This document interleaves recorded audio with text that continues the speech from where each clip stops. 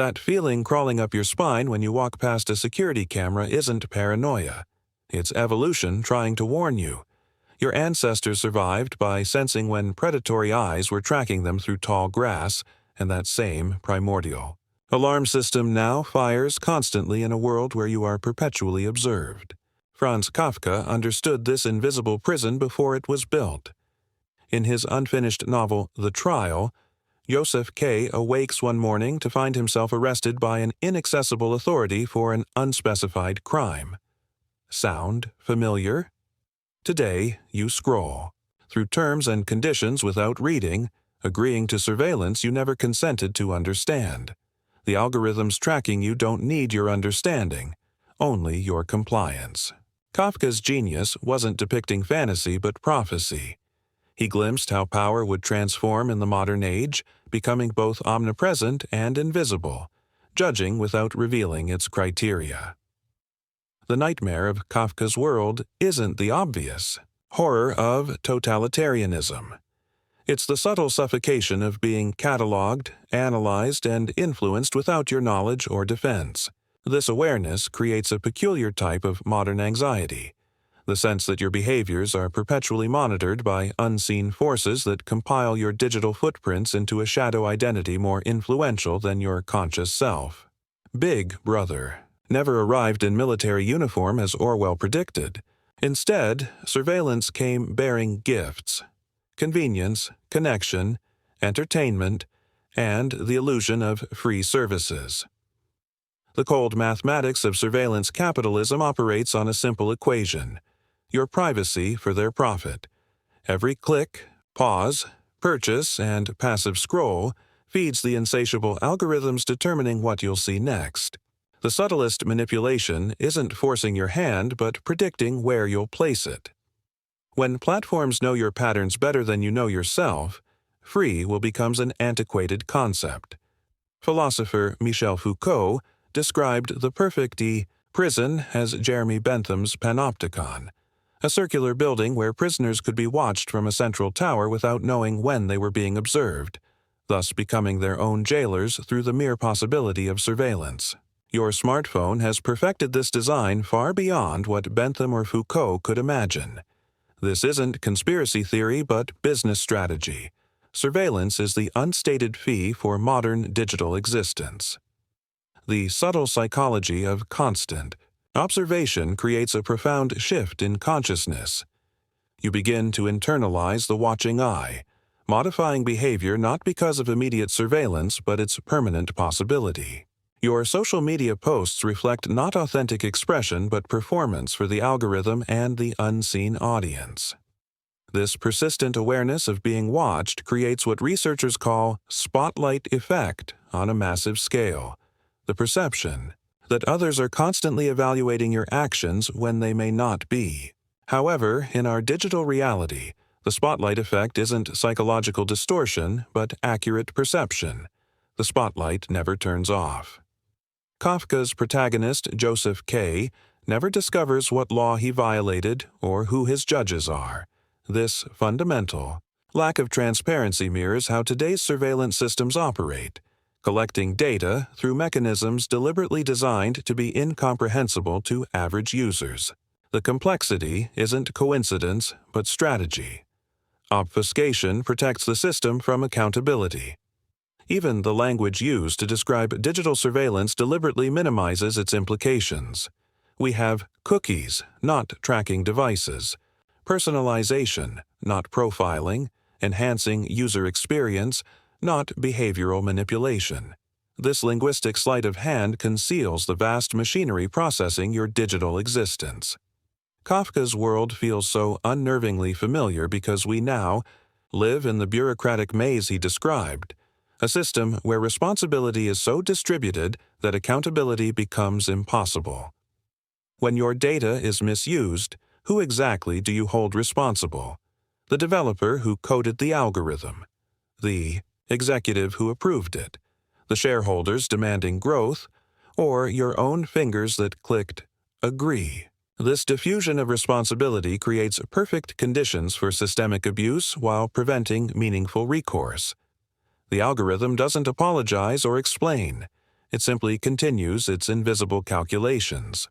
What Kafka understood was how power, in modern systems, doesn't operate through direct coercion, but through procedural mazes where the individual becomes exhausted, confused, and ultimately compliant. The anxiety of modern surveillance isn't just about privacy violation, but identity dissolution.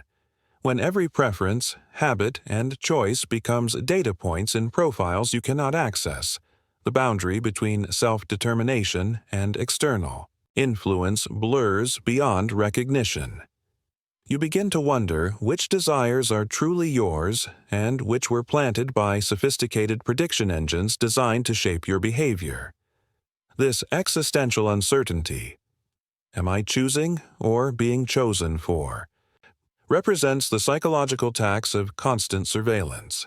A troubling experiment demonstrated how merely placing a coffee donation jar next to a picture of watching eyes significantly increased contributions compared to the same jar next to flower images. We behave differently when watched, even by representations of eyes with no actual surveillance capability. Scale this effect across every online interaction and consider the cumulative psychological impact of perpetual monitoring. The most insidious aspect of modern surveillance is how it transcends physical observation to track your mental states. Your attention patterns, emotional reactions measured through engagement metrics, and cognitive vulnerabilities revealed through your digital habits. The platforms don't just watch what you do, they interpret who you are, often with greater statistical accuracy than your own self-perception. This inverts the traditional privacy concern. The issue isn't just others knowing your secrets, but knowing aspects of yourself that even you cannot access. When Kafka wrote about Joseph K.'s invisible judges, he anticipated a world where algorithmic assessment would determine your opportunities without explanation or appeal. Today's automated systems that evaluate loan applications, job candidates, insurance risks, and social opportunities operate behind similar veils of technical complexity, often producing discriminatory outcomes while claiming mathematical objectivity. These systems judge not just your documented actions, but your predicted behaviors based on pattern recognition across vast datasets. You are punished or rewarded for statistical tendencies you may never actually exhibit. The Kafkaesque terror lies in being judged by standards you cannot know for behaviors you haven't committed based on correlations too complex for human comprehension. This creates a peculiar form of learned helplessness. Why bother understanding? Systems deliberately designed to exceed your comprehension. The easier path is passive acceptance of surveillance as inevitable cost of modern convenience. However, this resignation serves power structures profiting from your data exhaust. Surveillance capitalism thrives on psychological fatigue. Once you accept perpetual monitoring as normal, resistance seems futile and adapting to the watching eyes becomes second nature. What Kafka prophetically illustrated wasn't just surveillance itself, but how bureaucratic systems create complicity. Joseph K. ultimately participates in his own incomprehensible trial, reflecting how we now voluntarily feed the very systems monitoring us. We perform for the algorithm in hopes of favorable treatment, creating content that generates engagement that produces advertising revenue that finances more sophisticated tracking. The cycle is perfect in its circularity and nearly inescapable in modern life. Cognitive science shows humans adjust quickly to environmental changes, finding new normals even in significantly degraded conditions. This psychological flexibility, normally advantageous for survival, becomes liability when applied to privacy erosion. Each small surrender to surveillance, a microphone permission here, a location tracking there, creates imperceptible shifts that accumulate into comprehensive monitoring systems we would have rejected if implemented all at once. This gradual normalization explains why Kafka's once absurd scenarios now read like documentary descriptions of modern existence. The pandemic accelerated this surveillance normalization as remote work, health monitoring, and digital dependency expanded the infrastructure of observation into previously private domains. Work-from-home technologies blurred boundaries between professional monitoring and personal space, creating new categories of data collection justified by unprecedented circumstances. These emergency measures followed the familiar pattern of surveillance expansion, implemented for temporary specific purposes before becoming permanent general practice. This mission creep transforms each surveillance technology from specific tool addressing particular problem into generalized infrastructure, seeking new applications to justify its continued existence and expansion. Facial recognition developed for security becomes repurposed for advertising. Contact tracing designed for public health evolves into consumer tracking. Work monitoring tools extend beyond productivity measurement to emotional assessment. The pattern remains consistent across domains. Specific legitimate functions become generalized surveillance capabilities. Kafka's particular genius was understanding that direct oppression is unnecessary when procedural labyrinths can achieve identical compliance with less resistance. His protagonists aren't physically restrained, but procedurally entangled. Similar to how modern surveillance doesn't prevent your actions but subtly channels them through algorithmic architectures designed to predict and influence behavior while maintaining the illusion of choice. The platforms don't dictate your decisions, they simply adjust what options appear most prominently, which recommendations seem most relevant, and which content receives amplification. This invisible curation shapes reality without appearing to constrain it, perhaps the most sophisticated form of control ever developed. Psychologist B.F. Skinner demonstrated how behavior could be shaped through environmental feedback without subjects recognizing the manipulation. Today's digital architecture operates on similar principles, but with vastly more sophisticated understanding of human cognitive patterns. The notifications, badges, likes, and algorithmic feeds create intermittent reward structures proven to maximize engagement through precisely the same mechanisms that make gambling addictive. This behavioral engineering creates perfect conditions. For surveillance, subjects willingly remain within observable spaces, continuously generating data while receiving psychological rewards that strengthen the attachment. The system's brilliance lies in making surveillance feel like choice. You aren't forced to participate, but find yourself reaching for the devices that monitor you hundreds of times daily through habits carefully cultivated by psychological design teams. Kafka described bureaucracies as machines, where humans become components rather than operators. Modern surveillance technology fulfills this vision by requiring human participation while removing human agency. Even platform employees rarely comprehend the full surveillance architecture their work contributes to. Engineers optimize specific metrics without necessarily understanding the cumulative psychological impact of the systems they help build. This distributed responsibility creates moral buffer zones where no individual feels accountable for the collective surveillance apparatus constantly expanding through their specialized contributions. What makes Kafka's vision particularly relevant isn't just the watching, but the profound uncertainty about what happens with the accumulated observations. Your data disappears into corporate repositories with no transparency about its uses, combinations, inferences, or algorithmic applications. This information asymmetry represents unprecedented power imbalance. They know increasingly intimate details about your life, while you know almost nothing about their operations beyond carefully crafted public relations narratives. This asymmetry makes meaningful consent impossible. How can you authorize uses of information when those uses remain deliberately obscured? Kafka understood that bureaucratic power thrives on procedural complexity that exhausts individual resistance. Each privacy policy and terms of service agreement represents microcosm of this dynamic, theoretically offering transparency while practically ensuring nobody comprehends the surveillance authorized by clicking Agree. The average Internet user would need approximately 76 workdays annually just to read the privacy policies they encounter, creating perfect conditions for uninformed consent through deliberate cognitive overload. The platforms understand attention economics better than any entities in history. They recognize privacy policies exceeding human cognitive bandwidth will generate automatic agreement rather than informed consideration. What Kafka couldn't anticipate was how surveillance would become gamified, how metrics, followers, engagement, scores, and algorithmic validation would transform monitoring into apparent opportunity. The watched now compete for visibility, willingly amplifying their exposure through increasingly intimate disclosures that feed the very systems quantifying their existence. This internalization of surveillance values represents the ultimate triumph of monitoring architecture. Subjects not merely accepting observation but actively pursuing it, measuring personal worth through metrics generated by the watching systems.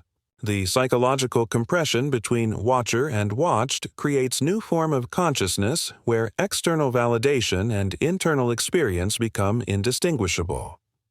When Kafka described courts operating through inscrutable logic, he prefigured algorithmic governance where decisions affecting millions occur through mathematical formulations no single human fully comprehends. The black box nature of machine learning systems means even their creators cannot fully explain specific judgments, only the statistical patterns producing generally desired outcomes. This represents unprecedented departure from traditional power structures where human judgment, however flawed, could be questioned, appealed, and potentially reformed. Algorithmic assessment operates beyond conventional accountability frameworks while creating illusion of mathematical objectivity that disguises the fundamentally human values embedded in its design parameters. The surveillance economy transforms human experience into commodity through alchemy, so complex most citizens cannot comprehend the transaction occurring with each digital interaction. Your attention, emotions, relationships, and behaviors undergo continuous extraction, refinement, and monetization through systems designed specifically to maximize data harvest while minimizing awareness of the process. This information metabolism operates with industrial efficiency but without industrial transparency. Imagine factories without environmental regulations, safety inspections, or product labeling requirements. Kafka's work resonates because he understood bureaucratic systems become self-perpetuating organisms whose original purposes become subordinate to their continued operation and expansion. Today's surveillance infrastructure follows identical pattern. What began as tools for specific functions evolve into autonomous systems seeking new data sources, applications, and growth opportunities independent of human intention. The platform's primary imperative isn't delivering particular services, but accumulating behavioral surplus from increasingly intimate life domains. This mission creep explains why devices designed for one purpose continuously expand monitoring capabilities. The smart speaker becomes room analyzer, the fitness tracker becomes mood assessor, the doorbell becomes neighborhood surveillance network. Each device maintains original functionality while quietly expanding observational capabilities, reflecting surveillance capitalism's fundamental growth imperative. What makes Kafka's vision particularly prophetic was recognizing how bizarre circumstances normalize when implemented through proper procedural channels with official documentation. Just as Joseph K. finds his incomprehensible arrest entirely procedurally correct, we find increasingly intimate surveillance entirely acceptable when presented through authorized interfaces with familiar corporate branding and appropriate legal documentation. The system's genius lies in making extraordinary monitoring seem ordinary through careful integration with everyday experience. The profound question Kafka raises isn't about surveillance itself, but whether human dignity requires certain boundaries around observation. Whether constant monitoring fundamentally changes the quality of existence regardless of how the accumulated data is used. There exists meaningful psychological difference between potential observation and guaranteed recording, between forgettable human witnessing and perfect digital memory, between contextual observation and permanent documentation, accessible across time and context. These distinctions matter because human development requires safe spaces for experimentation, identity formation, and genuine self-expression, unbound by awareness of external judgment. Kafka understood bureaucratic nightmares arise not from malicious intent, but system design that prioritizes institutional efficiency over human dignity. The modern surveillance apparatus similarly emerges not primarily from authoritarian conspiracy, but market incentives that reward increasingly intimate monitoring while externalizing psychological and social costs. This profit-driven surveillance lacks central coordination, yet achieves comprehensive coverage through competitive dynamics where each platform seeks maximum data extraction to maintain market position. The distributed nature of this system makes traditional resistance approaches largely ineffective. There exists no single authority to petition, no central power to reform, only interconnected commercial entities responding to market incentives, while operating within intentionally permissive regulatory frameworks. Kafka's particular insight was understanding how procedural normalization makes resistance appear unreasonable.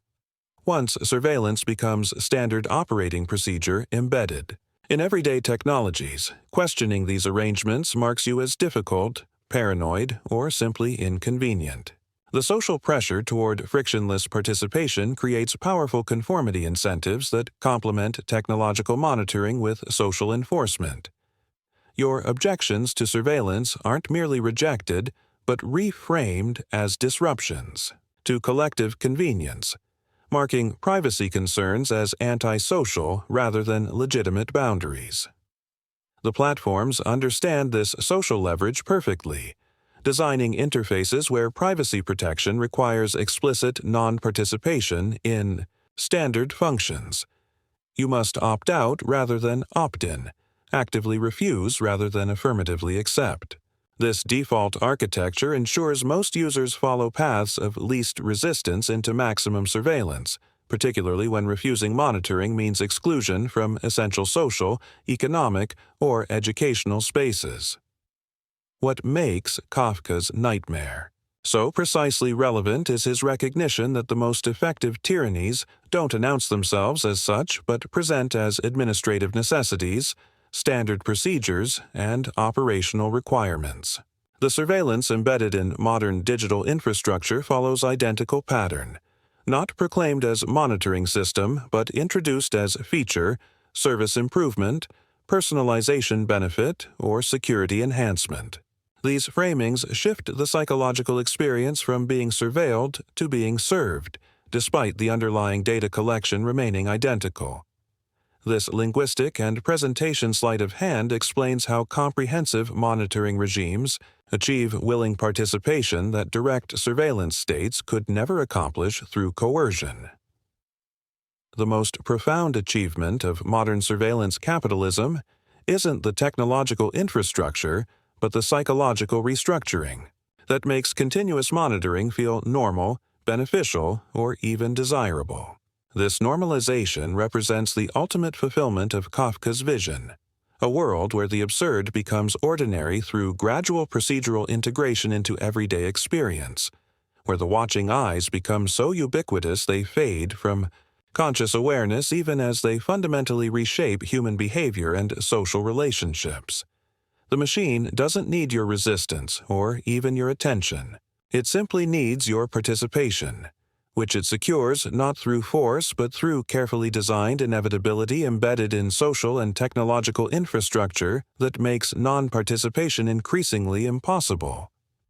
Kafka's enduring relevance lies precisely in this insight, that modern power operates not by confronting resistance, but by architecting environments where resistance becomes impractical, inconvenient, socially costly, and ultimately unimaginable. His protagonist's bewildered compliance mirrors our collective adaptation to comprehensive surveillance, not because we desire constant observation, but because the alternatives have been systematically eliminated through technical design, social engineering, and market concentration that transforms privacy from natural condition into luxury product available only to those with extraordinary resources, technical knowledge, or removal from modern society. This is the ultimate warning in Kafka's work. Not that power will crush resistance, but that it will render resistance incomprehensible by making its mechanisms appear as natural as gravity while embedding its operations so deeply in everyday functioning that questioning them seems as absurd as questioning the atmosphere. When the air itself watches you, where do you turn to breathe free?